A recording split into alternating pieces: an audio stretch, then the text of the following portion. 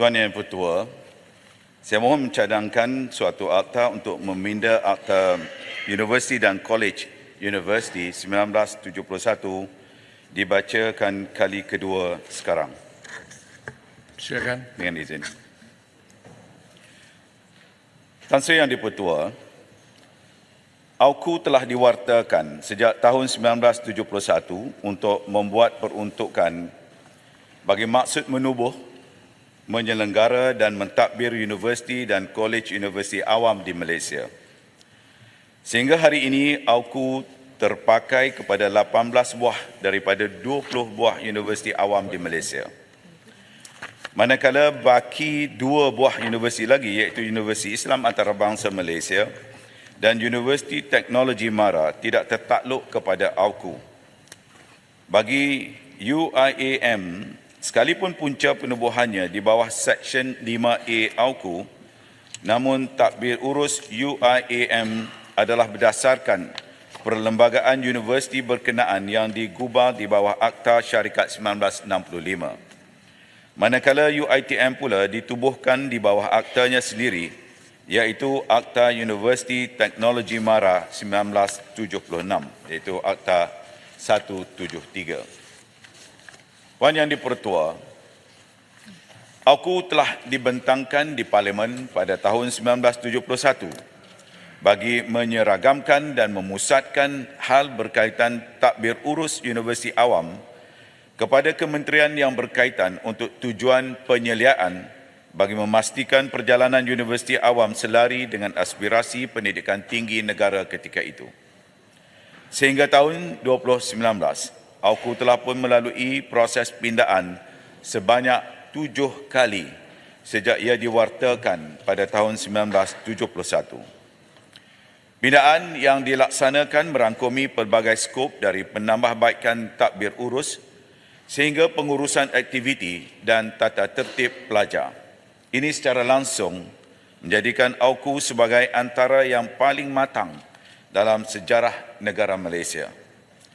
Walaupun sehingga hari ini masih wujud pelbagai pandangan dan pendirian mengenai AUKU, termasuk idea untuk memansuhkannya dan menggantikannya dengan akta yang baru, tidak ramai yang cakna dengan aspirasi sebenar penambahbaikan berterusan yang dilaksanakan melalui pindaan AUKU, terutamanya bagi peruntukan yang berkaitan dengan hal ehwal pelajar.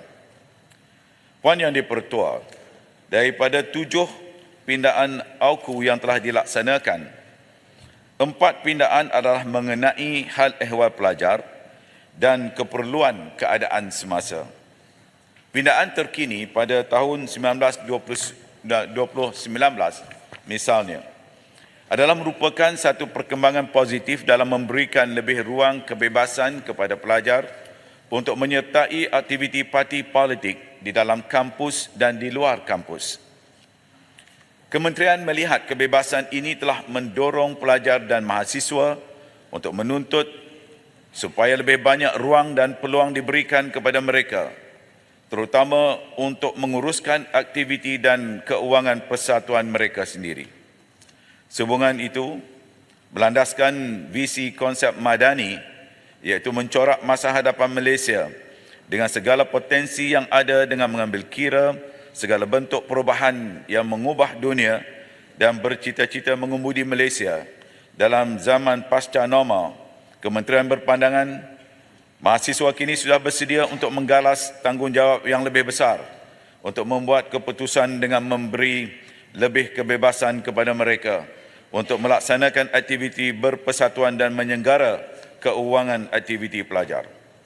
Mengambil kira pandangan dan maklum balas yang diterima, Kementerian telah melancarkan agenda pemerkasaan mahasiswa yang bertujuan untuk memberi ruang dan peluang untuk mahasiswa menguruskan aktiviti dan persatuan mereka sendiri. Terdapat perkara yang tidak memerlukan pindaan kepada AUKU dan boleh dilaksanakan secara pentadbiran. Sebagai contoh, perjalanan urusan pilihan raya kampus telah diserahkan sepenuhnya kepada pelajar. Berdasarkan kepada aspirasi pelajar untuk menguruskan keuangan persatuan mereka sendiri, terdapat seksyen-seksyen dalam AUKU yang tidak membenarkan perkara itu. Maka melalui RUU ini, insya-Allah aspirasi mahasiswa kini dapat direalisasikan. Puan Yang di-Pertua, butiran terperinci mengenai RUU ini adalah seperti berikut. Pertama, Fasa 1 mengandungi tajuk ringkas dan peruntukan tentang permulaan kuat kuasa akta yang dicadangkan.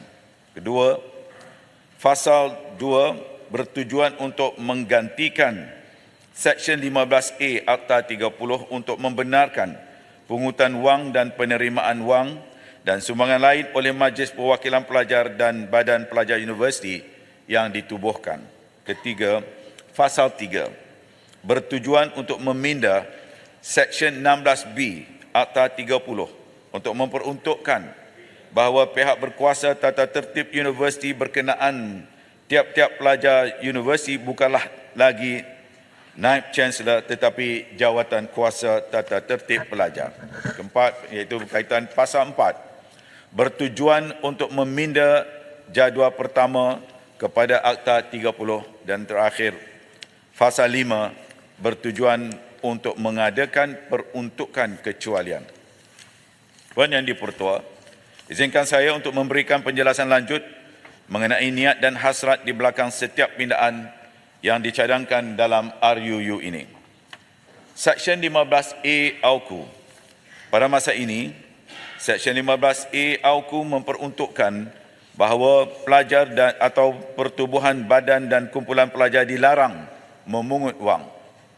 Secara amnya, peruntukan di bawah Seksyen 15A ini tidak membenarkan pelajar, pertubuhan, badan atau kumpulan pelajar universiti untuk memungut wang dalam apa cara sekalipun, kecuali dengan kebenaran Naib Chancellor tertakluk kepada apa-apa syarat yang difikirkannya patut.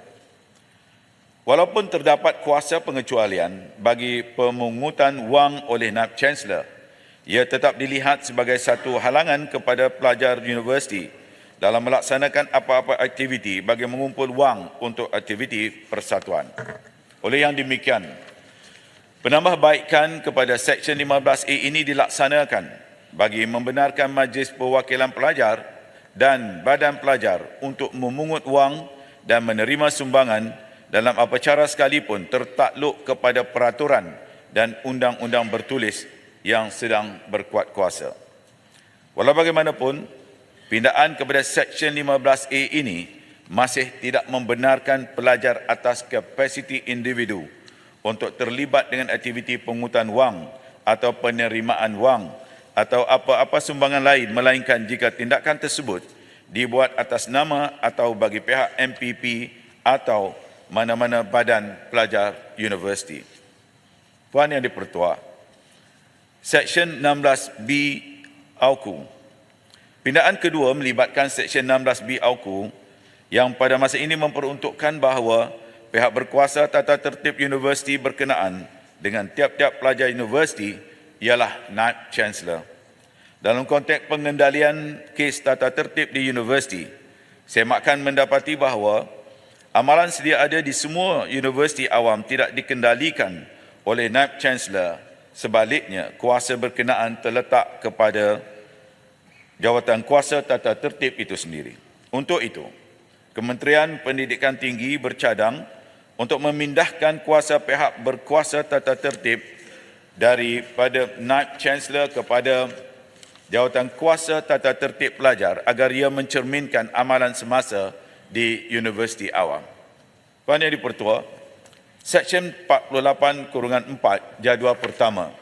Pindaan seterusnya melibatkan Seksyen 48/4 jadual pertama melibatkan tempoh pemegang jawatan MPP yang pada masa ini adalah 1 tahun atau dalam erti kata lain 365 hari. Cadangan ini sebenarnya timbul semasa tempoh pandemik COVID-19 di mana terdapat kumpulan pelajar yang mempertikaikan keabsahan Majlis Perwakilan Pelajar yang masih berkhidmat walaupun setelah tamat tempoh setahun. Hal ini terjadi kerana pilihan raya kampus tidak dapat diadakan pada ketika itu.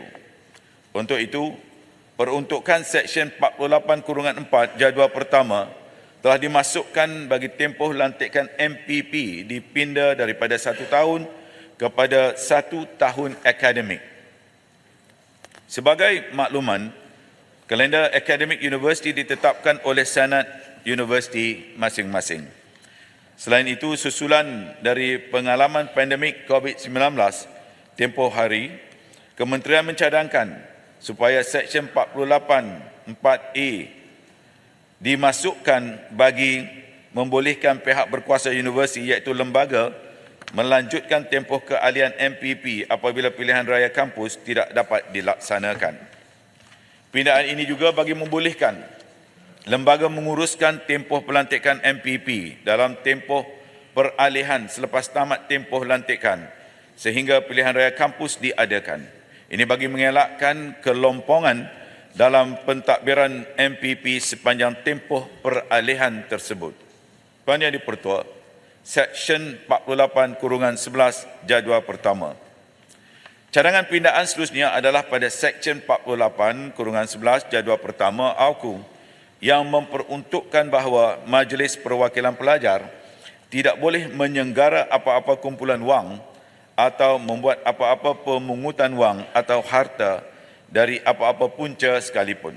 Justru itu, bagi memastikan hasrat pemerkasaan mahasiswa direalisasikan, RUU ini akan memotong peruntukan Seksyen 48-11A ini dengan memasukkan peruntukan baharu bagi membenarkan universiti untuk menubuhkan apa-apa kumpulan wang atau memiliki apa-apa harta untuk diuruskan dan disenggara oleh Majlis Perwakilan Pelajar mengikut tata cara keuangan universiti.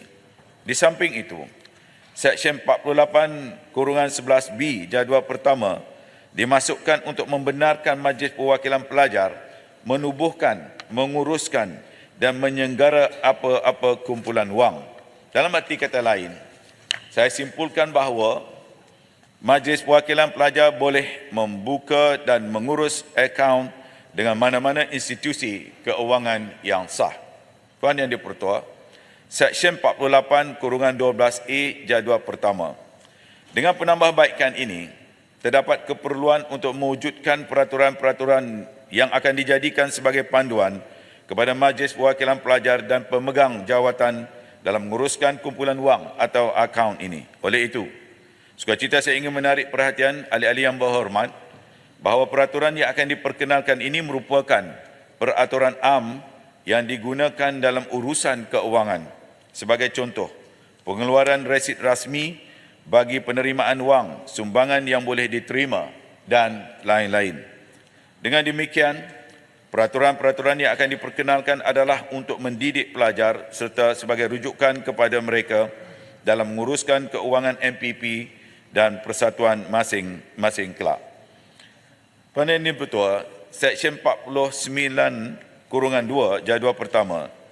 Cadangan terakhir dalam RUU ini melibatkan Badan Pelajar Universiti. Dengan itu, sukacita saya ingin memaklumkan bahawa Badan Pelajar Universiti turut akan menerima kemudahan sama seperti yang diterima oleh Majlis Perwakilan Pelajar. Perkara ini termaktub dalam Seksyen 49-2 RUU ini.